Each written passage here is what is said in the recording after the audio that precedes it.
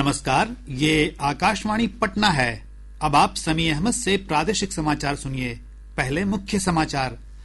Bharatiya Janata party के कार्यकारी अध्यक्ष नितिन नवीन पार्टी के नए अध्यक्ष होंगे। आज होगी औपचारिक घोषणा। मुख्यमंत्री नीतीश कुमार आज समृद्धि यात्रा के तहत गोपालगंज जिले को 316 करोड़ रुपए की विभिन्न विकास परियोजनाओं की सौगात देंगे। पंचायती राज मंत्री दीपक प्रकाश ने कहा, प्रदेश में इस बार पंचायती राज संस्थाओं और ग्राम कचहरी के चुनाव ईवीएम के जरिए होंगे। और सर्वोच्च न्यायालय ने त्योहारों के दौरान हवाई किराए में अत्यधिक वृद्धि पर चिंता व्यक्त की। अब समाचार विस्तार से। भारतीय जनता पार्टी के कार्यकारी अध्यक्ष नितिन नवीन पार्टी के नए अध्यक्ष होंगे। पार्टी के नेशनल रिटर्निंग अधिकारी डॉक्टर के लक्ष्मण ने कहा कि राष्ट्रीय अध्यक्ष पद के लिए केवल नितिन नवीन का नाम प्रस्तावित किया गया है। हालांकि उनके राष्ट्रीय अध्यक्ष चुने जाने की औपचारिक घोषणा आज की जाएगी। श्री लक्ष्मण ने बताया कि नितिन नवीन के पक्ष में नामांकन पत्रों के 37 सेट प्राप्त हुए हैं। जांच में सभी नामांकन पत्र निर्धारित प्रारूप में विधिवत भरे हुए और वैध पाए गए। एक रिपोर्ट। भाजपा के राष्ट्रीय अध्यक्ष जेपी नड्डा, केंद्रीय मंत्री अमित शाह, राजनाथ सिंह, नितिन गडकरी और भाजपा की संसदीय पार्टी बोर्ड के अन्य सदस्यों ने राष्ट्रीय अध्यक्ष पद के लिए नितिन नवीन के नाम का प्रस्ताव रखा। भाजपा का राष्ट्रीय अध्यक्ष पार्टी की राष्ट्रीय परिषद और राज्य परिषदों के प्रतिनिधियों से बने निर्वाचक मंडल द्वारा चुना जाता है। वर्तमान में यह पद केंद्रीय मंत्री जगत प्रकाश नड्डा के पास है। श्री नड्डा को जून 2019 में भाजपा का राष्ट्रीय कार्यकारी अध्यक्ष नियुक्त किया गया था और बाद में जनवरी 2020 में उन्हें निर्विरोध पार्टी अध्यक्ष चुना गया। उन्होंने उस समय के अध्यक्ष अमित शाह का स्थान लिया था। अक्षित वैद्यान, आकाशवाणी समाचार, दिल्ली। मुख्यमंत्री नीतीश कुमार समृद्धि यात्रा के दौरान आज गोपालगंज जिले का दौरा करेंगे। हमारे संवाददाता ने बताया कि मुख्यमंत्री जिले को 316 करोड़ रुपए की विभिन्न विकास परियोजनाओं की सौगात देंगे। मुख्यमंत्री नीतीश कुमार बरौली प्रखंड में आयोजित कार्यक्रम में कई विकास परियोजनाओं का उद्घाटन और शिलान्यास करेंगे। श्री कुमार 135 करोड़ रुपए की लागत वाली योजनाओं का लोकार्पण करेंगे।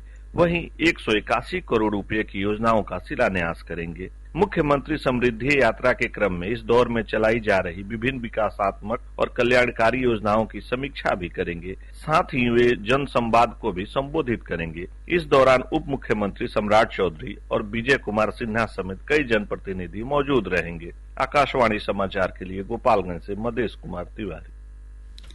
प्रदेश में इस बार पंचायती राज संस्थाओं और ग्राम कचहरी के विभिन्न 6 पदों पर होने वाले चुनाव ईवीएम के जरिए होंगे। पंचायती राज मंत्री दीपक प्रकाश ने औरंगाबाद में संवाददाताओं से बातचीत में बताया कि मतदान में मल्टी पोस्ट ईवीएम का उपयोग किया जाएगा। उन्होंने बताया कि चुनाव में मतदाताओं के सत्यापन के लिए चेहरा पहचान तकनीक का इस्तेमाल किया जाएगा। 6 पदों पे वोटिंग होती है। 6 पदों के लिए मल्टी पोस्ट ईवीएम की टेक्नोलॉजी का इस्तेमाल होगा। 6 बैलेट यूनिट एक साथ रहेंगे कलर कोडिंग के साथ। लोगों को सहूलियत होगी। 6 अलग अलग पदों पे एक साथ वोट डाल पाएंगे। साथ ही साथ बोगस वोटिंग को खत्म करने के लिए फेशियल रिकॉग्निशन टेक्नोलॉजी का इस्तेमाल होगा। एक व्यक्ति एक बार वोट डाल पाएगा, दूसरी बार वोट डालने की कोशिश करेगा तो उसकी पहचान हो जाएगी। उद्योग मंत्री दिलीप जायसवाल ने कहा है कि केंद्र सरकार की नई इथेनॉल नीति से इथेनॉल प्लांट की उत्पादन क्षमता पर आ रहे प्रतिकूल प्रभाव का जल्द ही समाधान कर लिया जाएगा। पूर्णिया में संवाददाताओं से बातचीत में श्री जायसवाल ने बताया कि इस समस्या के समाधान के लिए केंद्र सरकार जल्द ही नई नीति लाएगी। इथेनॉल जब भी परचेज करेगी तो भारत सरकार या वायल कंपनी ही कर सकती है और वायल कंपनी के पास अभी स्टॉक ज्यादा हो गया है। तो इस कारण से अभी हम लोगों ने एक बार रोक लगाया है, लेकिन भारत सरकार एक पॉलिसी लाने जा रही है और हम लोग उसके लिए काफी प्रयासरत है कि ये समस्या जल्द दूर हो जाए, तो फिर इथेनॉल के उद्योग को किसी तरह की कोई समस्या पूरे देश में नहीं रहेगी।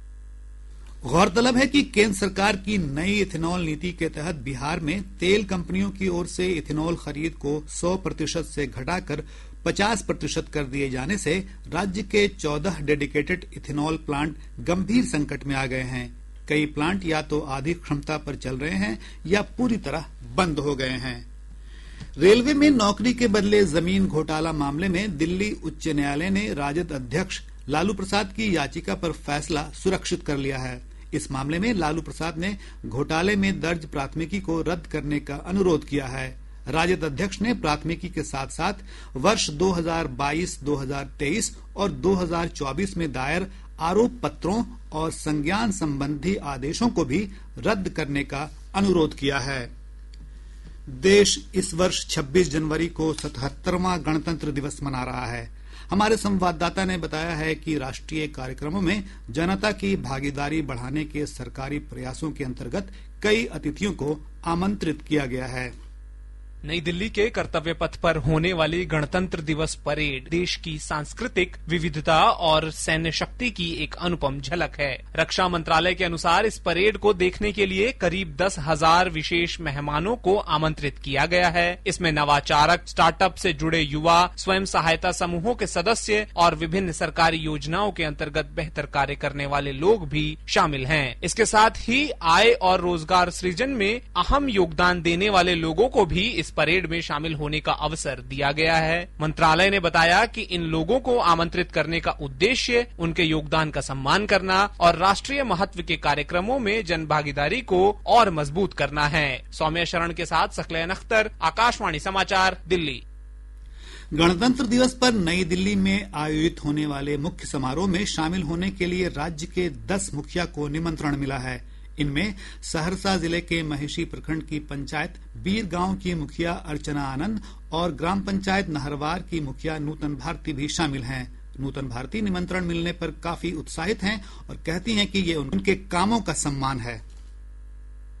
पंचायत में मेरे द्वारा किए गए अच्छे कार्यों को देखते हुए यह अवसर मुझे मिला है और मेरे जैसे छोटे जनप्रतिनिधि को इतने बड़े अवसर पर निमंत्रण मिला है। मैं इसके लिए भारत सरकार एवं बिहार सरकार के साथ साथ अपने पंचायत वासियों को भी धन्यवाद देना चाहती हूँ कि इस तरह का मौका देकर हम जैसे छोटे प्रतिनिधियों को मनोबल बढ़ाने का कार्य किया गया।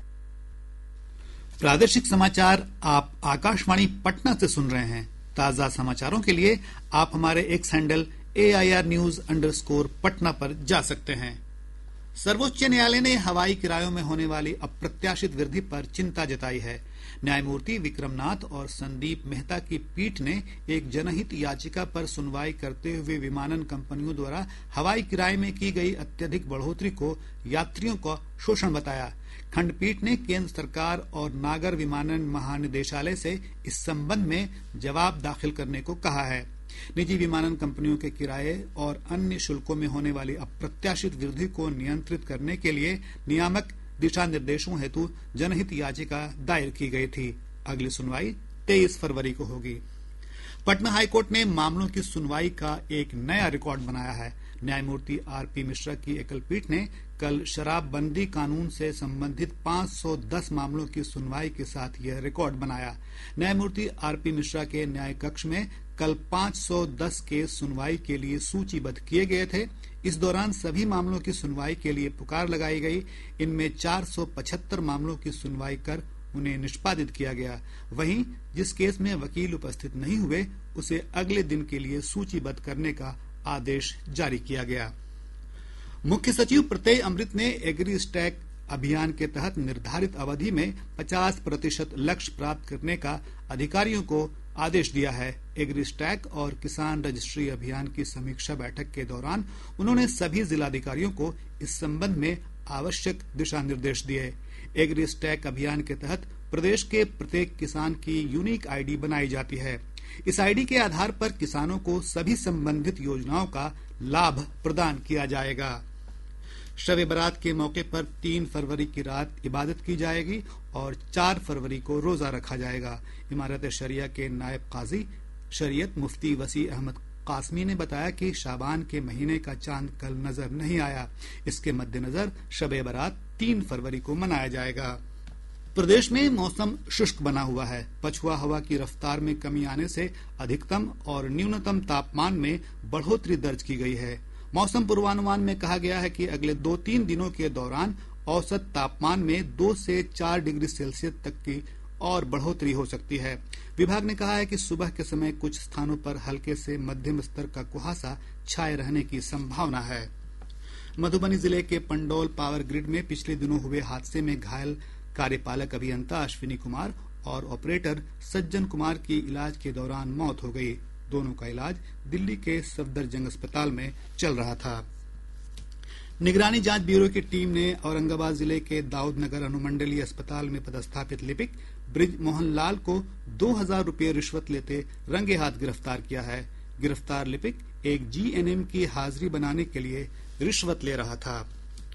पटना के राजेंद्र नगर टर्मिनल के पास अपराधियों ने हथियार के बल पर एक कारोबारी से 22 लाख रुपए मूल्य के जेवरात लूट लिए। इस दौरान अपराधियों ने हवाई फायरिंग भी की।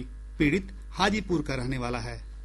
पटना के जिलाधिकारी डॉक्टर त्यागराजन एसएम ने प्रधानमंत्री आवास योजना से संबंधित कार्यों में लापरवाही, अनियमितता और भ्रष्टाचार के आरोप में पंचायत रोजगार सेवक राधा रमण साह के अनुबंध को रद्द कर दिया है।